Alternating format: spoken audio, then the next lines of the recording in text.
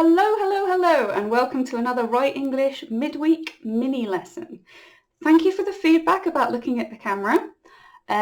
Good idea. So I will be looking at the camera sometimes and other times looking at the screen because I need to know what I'm doing. So this week we're going to look at pronunciation of some of the most difficult to pronounce words in English. And we will look at how to break those down into easier to say syllables, which are each sound in a word. And welcome to my bad hair day. You're welcome. So let's have a look at the first word, scissors. So with this word, I think what confuses people is the C. Ignore the C. The C isn't there. Just say scissors. Lots of English children say skizzers because of the spelling. The spelling and the pronunciation in English are not always friends. So, scissors. And these are scissors. These words will get more complicated as we go on, and the last one I have chosen is just impossible for anyone to say, even a native speaker. So, the next one is squirrel. Squirrel. So these are the little fuzzy animals with big puffy tails that run up trees and eat nuts. This is a two-syllable word, squirrel. I guess what makes it difficult is the squih sound. It is one sound, and whenever you have a Q and a U together, it makes a qu sound. So with the S, it's squa, and with the SQI, it's squih. Squirrel. Sixth. This is difficult to say because it has an X in the middle, and people think you need to sound it. Ignore it. Pretend it's a C. Sixth. Sixth. So if you imagine it's spelt S-I-C-T-H, sixth, it's a bit easier to say. Sixth is the number 6. When you're counting items, you have the first, second, third, fourth, fifth, sixth. So the next word is successful, which all of you will be when you have your lovely English lessons with moi. Successful just has a whole lot of C's and S's in it. It's a little too much. It's a 3-syllable word, successful. Successful. And success is when everything goes right for you. This is a word I said a lot wrong as a child, and actually as a young adult I said mischievous, which is incorrect. It's mischievous. And this is when someone is a little bit naughty, a little bit bad, but not really bad, just kind of funny and get up to some hijinks, a little bit of small trouble. Usually as a child we would say they're mischievous. And it is a 1, 2, 3, mischievous, 3-syllable word. Mischievous. Mischievous. Okay. The next word is ignominious. What a mouthful. This is quite an unusual word. I don't think we use this very often, especially speaking. It is more of a written word, and if someone is ignominious, we think they're kind of bad, maybe dangerous, untrustworthy. It's just someone to avoid. Ignominious. It's a 5-syllable word. It's a lot to remember with sounds. Ignominious.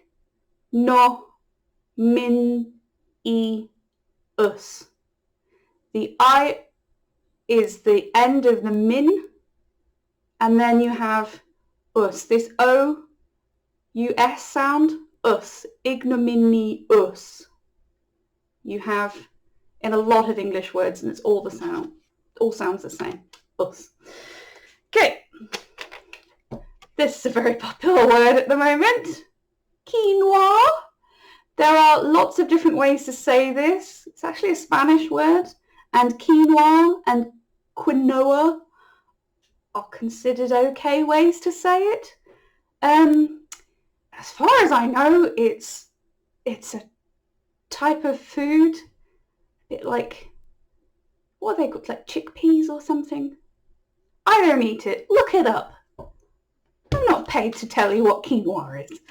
So, the next one we have is kernel. Now, I can see why people find this difficult to say, because this spelling is not friends with how you say this word at all. Kernel. I would ignore it and just say kernel. The colonel is a rank in the army. It's a pretty high rank. Okay, we're getting more difficult and the spelling is getting stranger. So this one is draft. I know, there's no F in there, right? English spelling.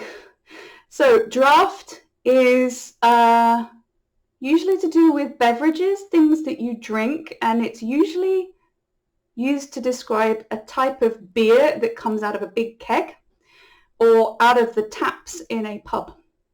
That is draft beer, and they pour a draft beer with these handle things. I don't know how to help you. D-A-R, draw, fine. U-G-H-T, ignore the spelling, it's F-T, draft.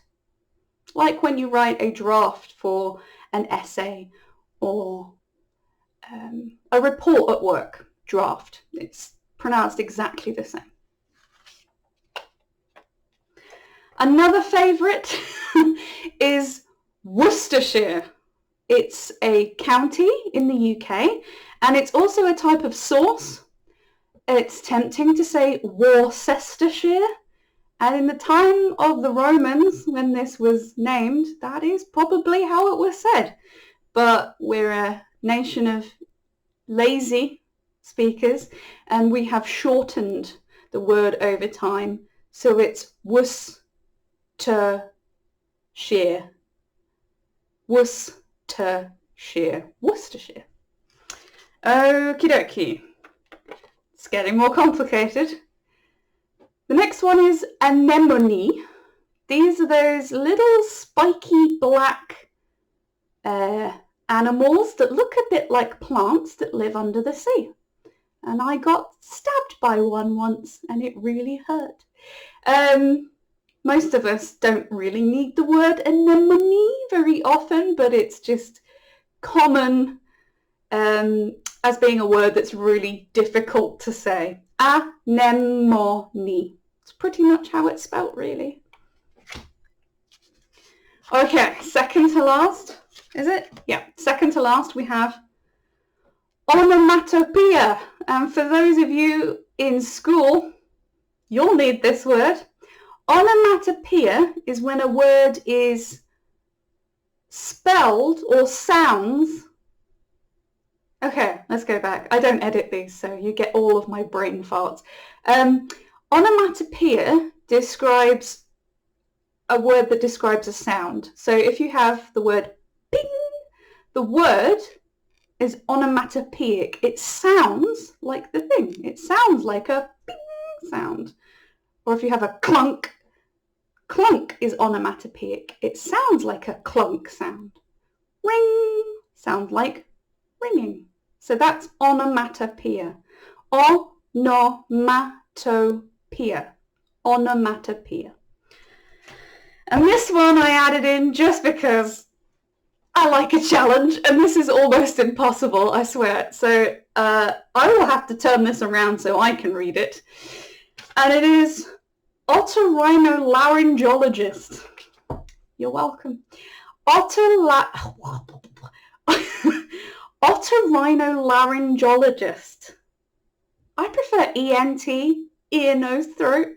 So this is a doctor that works with your nose and your throat and your ears. Most people just say ENT, ear, nose, throat doctor, because this is a mouthful. Well, I hope you've enjoyed the Write English midweek mini lesson for this week and my spectacular lack of editing. It's been fun. If you would like to find out more about the lessons I teach, you can visit www.writeenglish.com. And if you'd like to book a free trial lesson with me to find out what it's like, you can email me at lana@writeenglish.com. And all of that will be in the description down below. So please like and subscribe if you've enjoyed this, and